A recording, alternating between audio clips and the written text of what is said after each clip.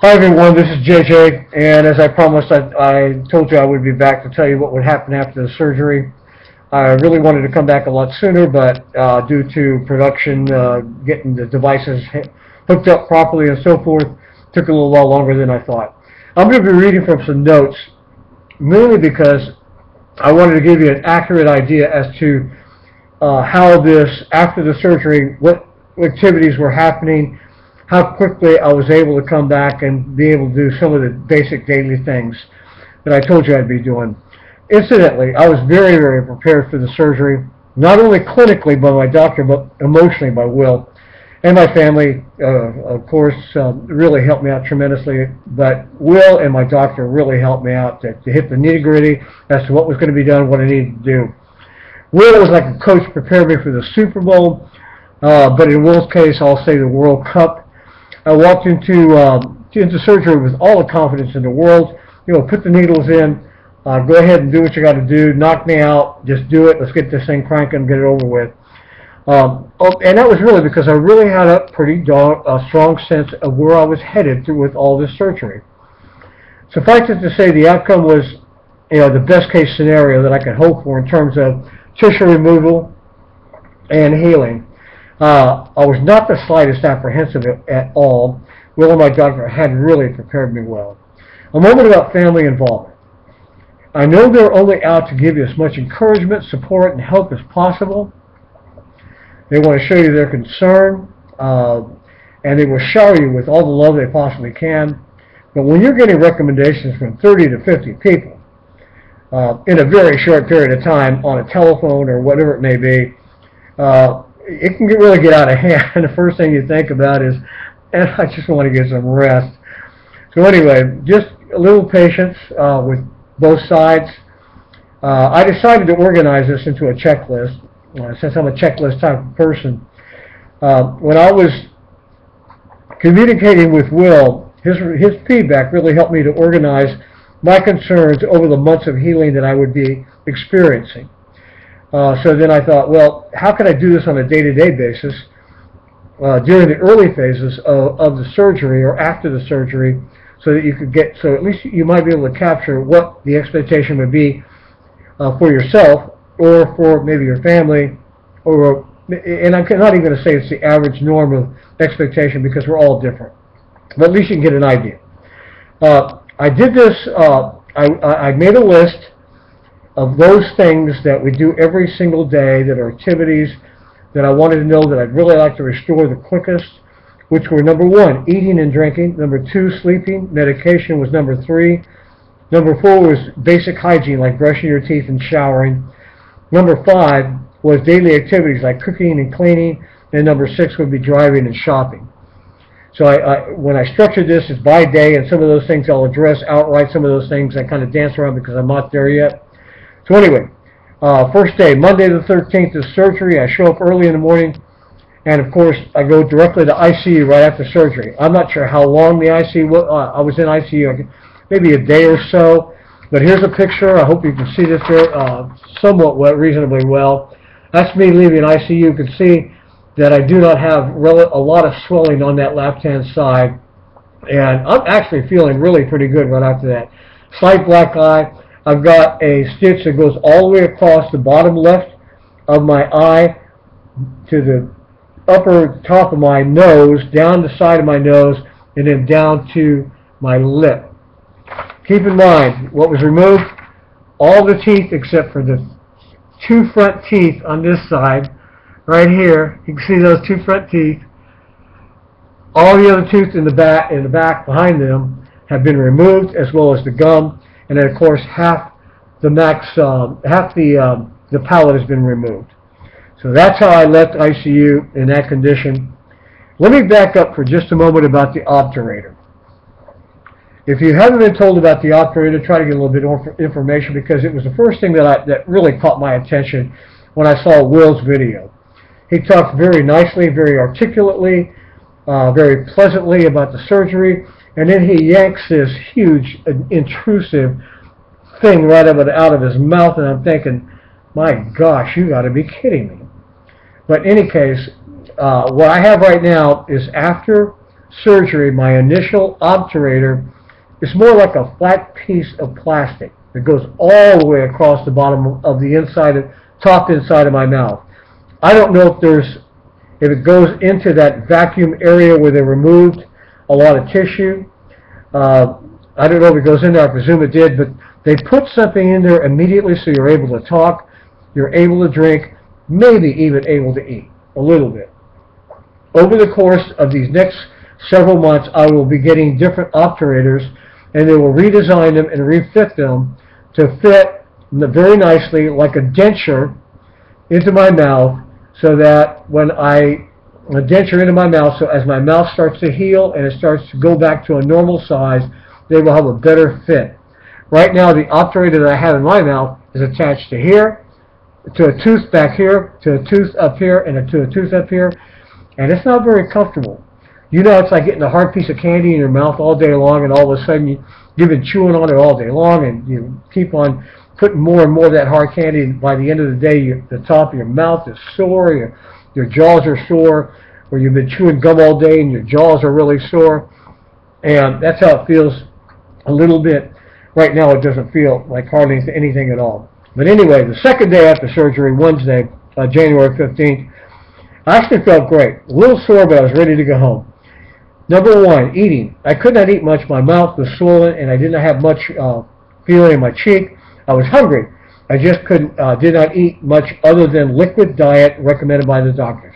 Number two is sleeping, which was also not a problem, mainly because I slept at an angle in order to minimize the amount of pulling of fluids in my cheek for swelling. So I slept at an angle, which was not too uncomfortable. You get used to it. I was also on heavy medication, which kept me fatigued most of the time. Day 3 after the surgery, Thursday, January 16th, I was supposed to have left the hospital, but when I awoke, the swelling had gotten out of control. The pain had elevated as well. The whole left side of my face was twice as big as it was the day before. Minimal movement in my mouth. My face and mouth were stiff, swollen, painful. Here's what I look like on that particular day. Hopefully you get a good view of it, of this picture. And you can see it's twice as big. Even my eyes are swollen underneath my eyes. My nose is even swollen more. This is the first time I ever used stage props, so bear with me. Number one, there was no eating at all. It was near impossible to eat. Number two, sleeping was not a problem, though, due to medications. Number three, medications were concerned because I felt I was not getting enough. And actually, I had a high tolerance to pain, but I felt like I was in a lot of pain. But my doctor was responsive, adjusted my medication. But please, please, always follow your doctor's instructions with regard to recovery, medications, general recommendations. Follow the doc. Number four was, I was not thinking about daily hygiene at the time, like brushing my teeth and showering. I just wanted to get rest. I was in a lot of pain. My daily activities, like I told you, the cleaning, the cooking, etc., were not a consideration at this time, nor was driving or shopping. Day 4 after the surgery, January 17th, on a Friday, I was going home. Relatively uneventful. Okay, this is the last of my stage props. Swelling had gone down. Doesn't look like it had gone down a lot, but it did go down quite a bit. I can't really say I look normal. That's not how I personally think I look, but I look a heck of a lot better. Anyway, number one, I was eating better, but not much. My mouth and jaw were too sore, too swollen to eat. I was hungry, but could not eat large meals, like even right now. I feel like I could eat a big burger. Cheeseburger, bacon, mushrooms, and all that. The only thing that prohibits me from doing that is wise nutritional value, making an unwise nutritional value decision, but also my ability to open my mouth. My mouth is really, it is swollen, not in pain, but it's tight. I drank lots of fluids. Vitamin and protein drinks that Will recommended really are nice. You have those at home, because most of the drinking fluids or juices and so forth they have at the hospital, and they're very good for you. Drinking liquids was not a problem at all. I did get plenty of soft foods and try to eat multiple meals throughout the day. Number two, sleeping is about the same. It seems like I do sleep quite a bit. I eat multiple meals throughout the day. Oh yeah, but I am tapering off on my medications. My medications, I've been tapering off quite a bit because I want to go home. You can only take oral meds when you leave for home. And also I wanted to feel like I was healing. When you start reducing medications, you feel like you're healing. I did have pain medications. I did have antibiotics. I did have pills to loosen stool. I had not had a BM since the day of surgery. I feel like I have 3-day growth. I have a 3-day growth of whiskers on my teeth, which is like a 3-day growth of whiskers on your jaw, that's on your teeth. So I was anxious to brush my teeth, regardless of how it turned out. I was going to brush them. I was also going to take a shower, which I did. I'm usually quite active doing chores around the house. The only daily activities was to clean rooms, dishes, and read books. Still, I am not thinking about driving until I'm done with the medications. Day 5 and 6 after the surgery, Saturday, Sunday, about the same, uneventful. Swelling has continued to subside. Pain is diminishing. Eating and drinking is improving with slight pain when I chew only. Slight. I'm taking less medication as recommended by the doctor, but do not hesitate to if it gets out of control, I'll take more. I feel I can say I'm over the hump with the healing when I can say that I don't take any medication any longer. I continue to take care of daily hygiene, brush my teeth, shower. I'm doing more cleaning and preparing meals on my own, but I do not eat much. I've not had to do a lot of driving or a lot of shopping. Most of my meals are really prepared for my family and my neighbors. On day 7, Monday, I had a bad day, and I think this was because I really pushed myself the day before cleaning. I was up and down, up and down, up and down, and I think I just pushed myself. But after I forced myself to get up, after about an hour later, I was feeling a lot better. Minimal pain, still having slight swelling, but I can feel it going down. Today has been the easiest day that I've had in terms of eating and drinking, and I'm still taking minimal medication.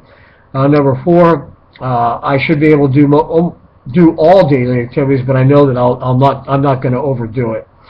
Finally, with the exception of the swelling, I feel as good as I did as when I walked into the hospital, with the exception of the swelling and the eating, and also the getting comfortable with this oscillator, which is not painful. It really isn't. It's just getting used to it. Okay. 1 week later, day 9, that's today, or 9 days after the surgery. I feel really good. I feel really good, and as good as I did yesterday. Swelling's going down, pain's going down. I feel like I could drive right now. Actually, I felt like I could drive a few days ago, but I'm not driving. But I plan to drive probably Friday. Will said he could drive after 2 weeks. His wife wouldn't let him know, and he was on his motorcycle after a couple months. So I think that's all personal, individual type of ability to do that kind of thing. But in any case, I'm almost at the end of the session. I didn't want to take a lot of your time. What I did want to do is I wanted to make sure that I'm helpful to you, whoever's watching this. I'm helpful to the person that is going to experience the surgery, and equally as helpful to the families and giving them some semblance of confidence, some level of confidence that things are going to be, well, they're going to be okay. All right?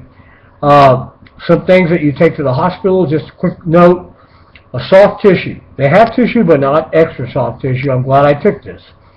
Also, along with a Vaseline lip balm sippy cup, because if this side becomes too numb, I have to try to eat or drink on this side, so I take a sippy cup or use a straw. Vitamin drinks are usually for the home. I still have a ways to go in my recovery, but I'm so very assured I will be back to being 100% of what I was when I walked in there, and almost complete normalcy anyway. I have an oscillator, or this mouth intruder that I've got to deal with. It's a denture. I can deal with that.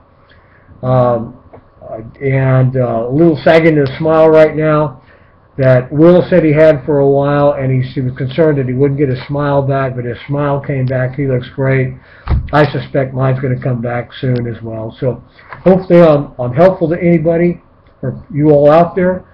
And if you have any questions, please do not hesitate to contact me at any time. I will be glad to answer any questions you may have. Thanks.